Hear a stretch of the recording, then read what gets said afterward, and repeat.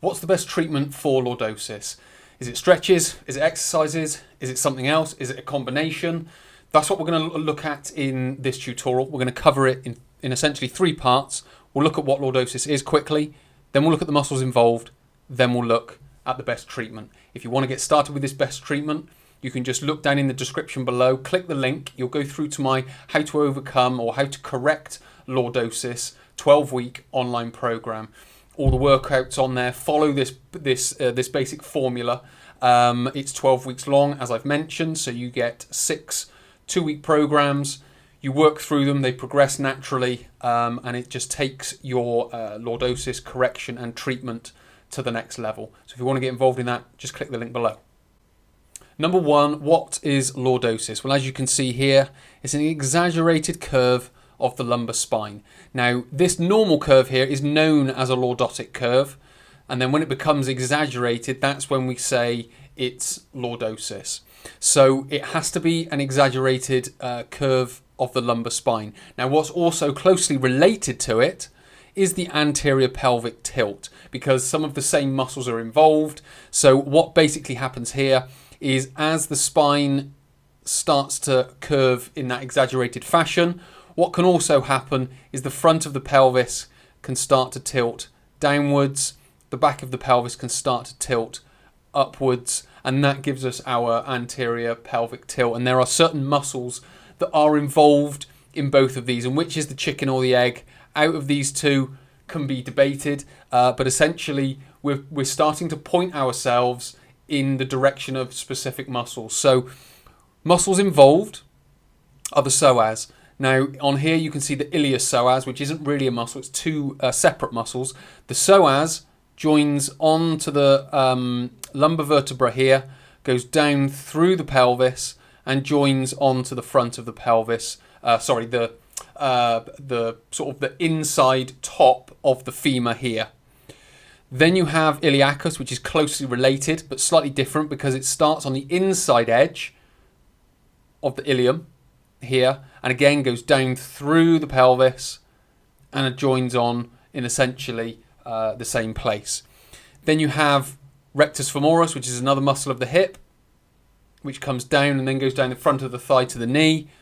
Adductors, can't really see on here, but it's on the inside of the leg and basically covers the inside of the leg from the pelvis all the way down to the knee.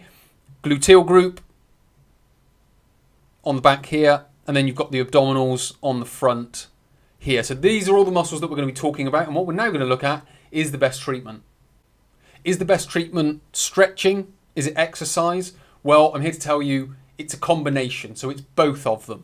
So what we're talking about with regards to stretching is we want to go and loosen certain tighter, more active muscles. And these muscles are the psoas, the iliacus, the rectus femoris, and the adductors. Now, I'm not going to go through an extensive library of stretches that can do this. As I've mentioned, my 12-week program below contains all of these different types of stretches, one of them being this psoas stretch here. So as you can see here, I've got my knee on the floor. Now, we don't necessarily need to get a huge extension to the hip here. It just needs to be mildly extended or hyperextended, you could say.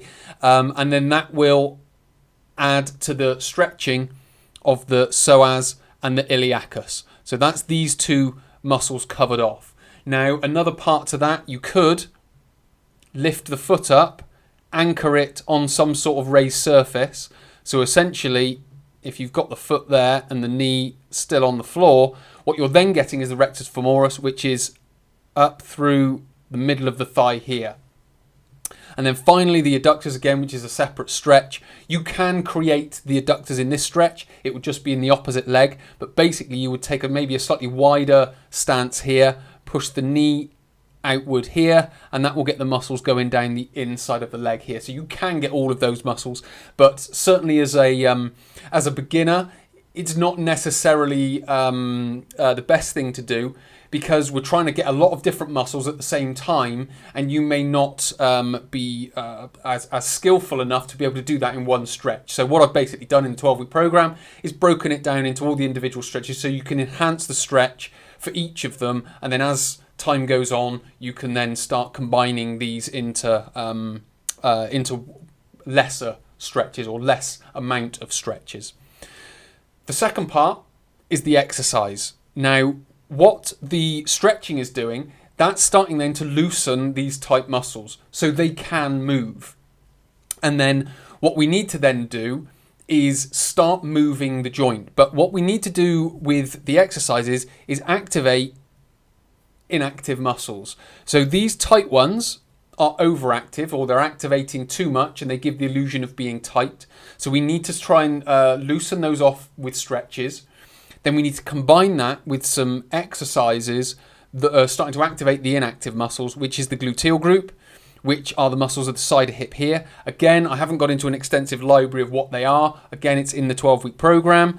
And then we need to activate the abdominals. And what this can start to do is readdress the balance of these muscles, because we get what's called a reciprocal inhibition.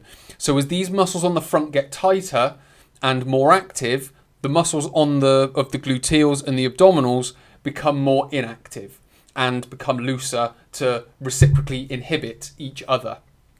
So what we need to be able to do is readdress that balance by starting to deactivate the activated muscles and then start to activate the inactive muscles. So again, from a stretch and strengthen perspective, we are doing that, but also from an active and an inactive perspective, we're readdressing that balance. And that's a big key to lordosis, and it's something that a lot of people miss out, is they try and do one of these two, but you need to really combine them together. And what we're going to look at is the final part now to this best lordosis treatment. And the final part is everyday activities. Now, I say everyday activities because all of this needs reinforcement. Now, if we do our exercises and stretches, we're going to be doing them for, say, 1 hour, maybe 30 minutes. Now, all my programs are about 30 to 45 minutes, where we go through the stretches and the exercises. There's also workshops in the program which talk you through posture, which talk you through everyday activities, lifting, standing, walking, sitting, and all these different things.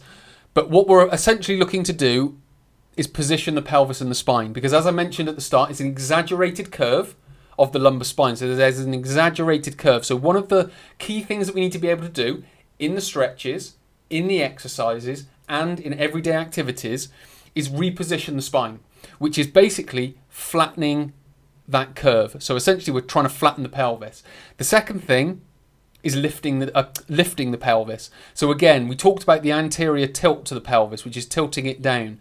So again, we need to flatten that curve and we need to lift the pelvis, which in part will come from the gluteal exercises and the abdominal exercises.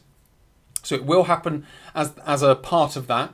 But what we need to be able to do is continue to reinforce that activity and continue to reinforce keeping the muscles as active as we can. So we can do that in the 30 minutes to an hour, but then we've got either 23 or 23 and a half hours where we're not doing it. So we need to keep reinforcing that through the day, standing in a queue, sitting in a seat, walking, whatever it may be. We need to keep reinforcing that to hold that position, and then very gradually over time it will start to reposition itself. And then the final part of this is turn the knees out, because a common other posture that can happen is the knees can turn in, because if you look at where the psoas and the iliacus are positioned, it's slightly to the inside of the femur. So as they become tight, it can pull that inwards. Also, the adductors get involved and they become tight. So again, that can just gently pull the knee inwards. It's not a big movement, but it is there. So what we need to be able to do is, with all of the stretches, all of the exercises, that's like which is what it is, it's our training for when we go out into everyday life. We're managing and maintaining these postures and positions and keeping these muscles active.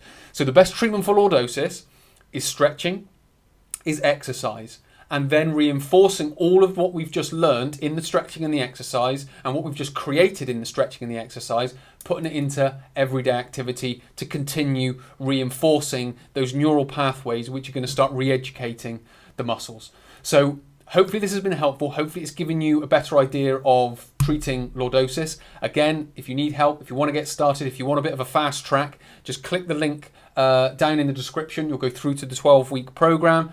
Just sign up, get started today, and I look forward to working with you in the future.